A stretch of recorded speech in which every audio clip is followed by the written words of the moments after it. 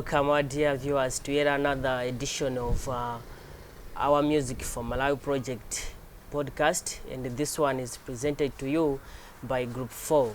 And today you are with me, your host Blessings Chitekwere, and my co-host Sabawo Thandizo. Yeah, and our today's topic is creating in Africa.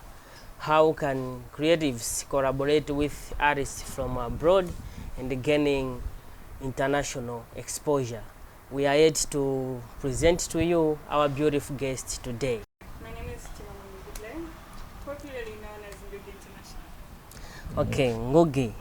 So if someone ever happened to ask who is Ngugi, how do you present yourself to them? Actually, I think I've been having difficulties of explaining myself in one because I think I do a lot of things. But I'm a fashion designer. I'm a TV presenter and producer as well. And also, yeah, pretty much entrepreneur overall and a creator. And a model too. Yeah, ex-model. Yeah, because as far as I remember, you were the second princess of Miss Malawi. What year was that? 2018. 2018. Yeah, that's nice. So our interest today is on the part that you are a fashion designer and you are a participant of the Music for Malawi project. Yeah, as a fashion designer, that means you are a creative. Yeah, what you do is creating stuff for people who approaches you for the services. And to start with, have you ever worked with people from across the border? I haven't yet worked with any international person for my collaboration of my designs, but I am actually looking forward to that, and that's something that I'm working on. Yeah, that's nice. And hearing that you are working to work with people from across Malawi, I should ask you, what are the means you are using to get yourself exposed to those international markets? Okay, there's so many projects actually that happen around. Projects that involve the fashion designers sometimes, that they do put posters out there where they're calling out international fashion designers from all over the world. So these are some of the things that I'm actually trying to be looking forward to on social media. They're always on social media, and some of them through colleagues as well. So there's a fashion group that some of these things are actually shared there, where anybody from any country can apply. So to apply for those things as well, you need to be ready. You need to be ready to say, okay, I'm ready to go and showcase my clothes in Portugal in case there's that opening. So that means you need to have enough funding to be able to create a collection. So they've been there, but I think I just haven't been able to associate myself with that yet, because I'm not yet at a stage where I'm ready for that. But that's something I think from next year going upwards, I should be able to collaborate in one of these international fashion showcases. Yeah, that's interesting.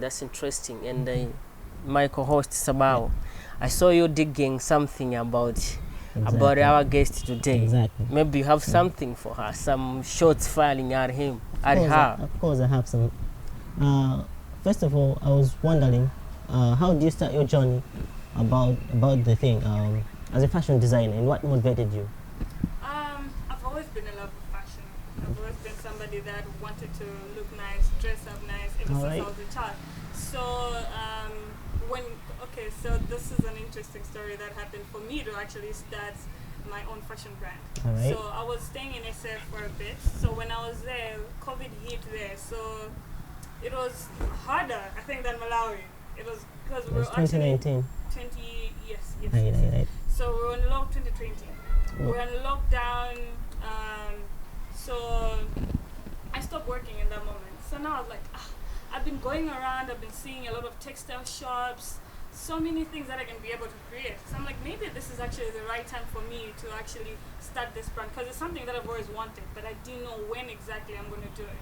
So when COVID was happening, I was like, I think because I can do it at home, so maybe let me actually work on my fashion brand.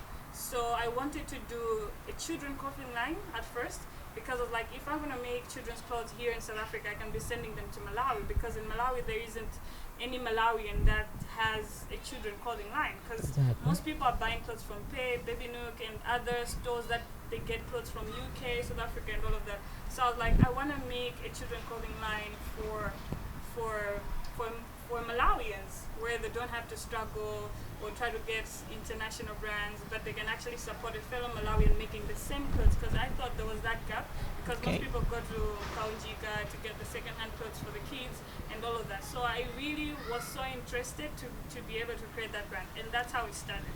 Right. And I was able to create a few items for kids while I was still there. And then I think when I flew back here for a holiday, I was like, okay, now I have to study Malawi markets to see how is fashion like in Malawi, because at that time I was thinking from that area. But then now when I came back, I was like, okay, how do I go on about this? So I was like, it was a little bit hard for me to actually go on with the fashion brand for kids, because getting items here is so hard. There isn't everything. Some things, but not everything. So children's stuff are very specific as well, and it's easier to make adult clothes here than the children materials, because children materials, that means I have to be getting them from SA or across Tanzania, Dubai, wherever. But here in Malawi, to actually be able to create a good collection for kids, how I wanted, I wasn't able to do that. That's when I was like, okay, then let me put that on hold. I can be able to just create clothes for everyone in the time being. So like if my friends want something, or my colleagues or people that I know, I can easily just sell to my fellow adults, because I can probably be like, I made this, would you like this done as well, and stuff like that. So that's when I was like, okay, let me just make clothes for everyone right now, but this dream is still there. We'll see how we can go about it. So that's how NI Designs came about. All right. So you say you were planning that thing while you were outside Malawi. So my question was, what motivated you? And then you said you've been a fashion designer, like a fan of it. So yeah, you were a fan of it. So were you working alone, or you had some partners there? I was working alone. Of course, I met a tailor from Malawi, who was the one who was helping me in my beginning stage. So he was able to help me in creating some of the few items. If you go on my social media page, the very first things that I posted are the kids' clothes. Because my first collection was a pajama collection for mommy and me, meaning you, a mother, and a child. So yeah, that was my first. And then I used to make also scarves and baby blankets for kids. So yeah. You know, it's also interesting to hear that the COVID-19 has helped you to the born of another fashion designer, and which has proven to be a good designer, because I have gone through some of your work. And now from South Africa to Malawi, what was the transition? How would you say the journey has been? It's been interesting. It's been also, I've been learning quite a lot. I've been learning. I think business is actually hard. Business is not that easy. I think any other business is actually not easy, but you have to understand what you want. You also have to understand your market. That's why research is very important when studying your business. Exactly. So, and for me, I was like, okay, like I'm saying that I'm actually learning. I'm still learning and learning, but so far, right now, so good. I've been able to get into a space where, okay, this is exactly how I want my business to be, and this is how fashion in Malawi is like.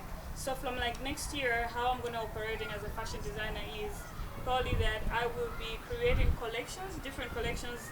It will be depending on the seasons, and some of them maybe they'll just be random collections. So I'll be making collections according to the season. Like just say, now that summer is coming up, you'll be having the collection for summer, where you already have it. I'll make different sizes, different colors, and all of that, and then you're gonna be having it online. So you can order online, and then it will be delivered to you. Or if you want something special, like made specially for you, we can also be able to do that. So that's how I'm gonna be running my business moving forward. And you mentioned of that time you were in South Africa, and you were thinking from that area. Then you flew to Malawi for holiday. Are you saying you were there for school or what? No, I was there for a little bit, just trying to discover South Africa and see what opportunities are there. Yeah. And that's definitely that you made some friends right there. Of course. So haven't you ever made those friends your customers yet? No, of course, I have a friend of mine that I'm actually working with. I should have mentioned that. I think I didn't think it in a collaborative way. She's Zimbabwean. She's also in the fashion industry as well. She also has her own clothing line. So because right now she's actually not doing much of that, but then we are working on a collaboration where I should make a collection together with her where I can send my things there and then she can be able to also send some of the things there to here. So to say it is affirmative that Ngugi is working together with someone from abroad. Of course. And how brand is Cooksy Fashions. Cooks Fashion. Yeah, Cooksy, yeah. Now to get to that point, how did you get to start working with her? It's about networking, right? So I think during some of the other activities going on around, we happened to cross path and we had the same interest of fashion. So she was doing her thing, I was doing my thing, and then now when I left, that's when we were like, oh, Ngugi, I like what you're doing now. Can we work together on something? So like, yeah, definitely. But like I'm saying, I think more of my work would be more out there from next year, because I think this year I was just working underground and still trying to find my expertise and which area exactly I want to focus on. And I hope you have found your expertise. What is it? Well, I can pretty much make anything, that's for sure. Yeah. But I'm saying right now how I want to be working is collection-wise. I'll be dropping collection. Let's just say January, you're going to find my collection there. And then I will have another month where I'm just making clothes, and then I drop another collection like that. That's how I'm going to be working. Okay, and probably you've been saying you're focusing much on this year only. So does it mean that the previous year, this is 2022, you weren't that much of fashion designer, but then you had that mind of fashion, but then you didn't focus much on it? No, it has always been there. I think 2022, that's when I dropped my first bikini collection. Okay. Yeah, so there've been so many stuff. If you can check on social media, I've had so many clothes that have been done, I've been showcasing, and I've just been putting on social media. But I want to work on collection basis. That's what I'm trying to say right now. I don't want to work on where you want your shirt made and then you come to me and get your shirt made. I don't want to work like that. I want to work where I make different kind of collections and then I just put it on social media. People can order through that. But if you need a special order, we can still be able to do that. Okay. Yeah. I understand. And you are most often saying about social media, and you said you met your Zimbabwean collaborator through networking. Was that through social media also? Event-wise. It was event-wise. And what event was that, if you remember? I cannot really remember. I cannot remember where, but yeah. But yeah, you cannot remember, but you met through events, and it remains you showed up for that event. You were assigned to do what for that event? I really cannot recall. This is like a few years back. I'm talking about 4 years ago. That's when I met her. So I cannot remember what events. But it's just through events. There are different events that happen. I don't think you can actually recall. I met this friend. Or maybe some of them you can actually have specific events that you met someone. But with this particular one, I cannot really recall which one. But it has to be some festival or something. I don't know. Can't remember, to be honest. So you've been working with her and been working with her so far. What would you say has benefited in Ngugi Designs? Okay, I think everybody is different. You can learn from me, I can learn from you. Definitely. So there's always going to be an exchange. We cannot think the same. That's the reason why we can always have two different minds together. We're always going to create something beautiful. Great. Again, one more thing. There's a time where a person they think that you have a memorable moment. So what's your memorable moment with an artist or a fashion designer? An artist or fashion designer. Okay, so I have a program called How I Made It. So because he really is one of the people that's been shaping Malawi's fashion designers, because she started from where she's a legendary fashion designer. Yeah, so really she's band. also one of the people that have been following her journey in terms of how she started and everything. So I had the privilege of interviewing her for her journey or how she started, because my interest was also, I just wanted to understand and get it from her. How has she been able to work in Malawi and being a fashion designer? So I'll say really it was very interesting to just find out more, and some of the things then I didn't really understand, but now that I'm fully on in the business, that's when I'm able to relate what she meant, you know? Right. So yeah, I can say her. All right, remember that we are on podcast, and today's topic is creating in Africa, how to collaborate with creatives from abroad and gaining international exposure. And you are with me and my host and my co-host Sabawo, and if you are just joining, our guest today is Ngugi Designs. And now, Ngugi, we are approaching the end of our episode today, and maybe to wind up, you have talked of working together with a Zimbabwean designer, and you have had a chance to talk to Lile Banda, who is Lile Afoso. Yeah, Lile Afoso. Thanks for that correction. Who is a legendary designer. Now to some other designers who are just rising up there and promising, what would you say they have to do to make themselves exposed also? I think you need to share your work. It's also very important to share what you do. Let people appreciate what you do. And if you're good at what you do, you're going to get far. And how can one show their work to Social media. Now we live in a digital world. You can use social media, Facebook, Twitter, Instagram, whatever that you can, to make sure that you expose the work that you do. Also, if you go around and you go to events or whatever, you can tell people what you do. And some of them, they can be able to see what you do, and you can be able to get business, or they can be able to refer you to people that can work with you. Yeah, so that's a word from our guest today, that the only way to get exposed out there is to show your work. And you can show your work by posting on social media platforms. We have Facebook, we have Twitter, we have Instagram, and whatever you might mention. You can also be uploading your work on WhatsApp statuses. People are going to view it. And from Sabawo, anything before we wind up? Yeah, probably. Generally, social media nowadays is mostly occupied by youth. So you're just exposing your items to the youth. Is it just like that, or to the public, everyone? Pretty much everyone that is interested in social media, they're on social media. It's not just the youth. So older people, younger people, they're exposed to social media. But you can say maybe the active group are the youth. So it's all about what's your target audience. You need to know about your target audience. Who do you want to sell your things to? So that means you know your target audience. Then you'll be able to concentrate.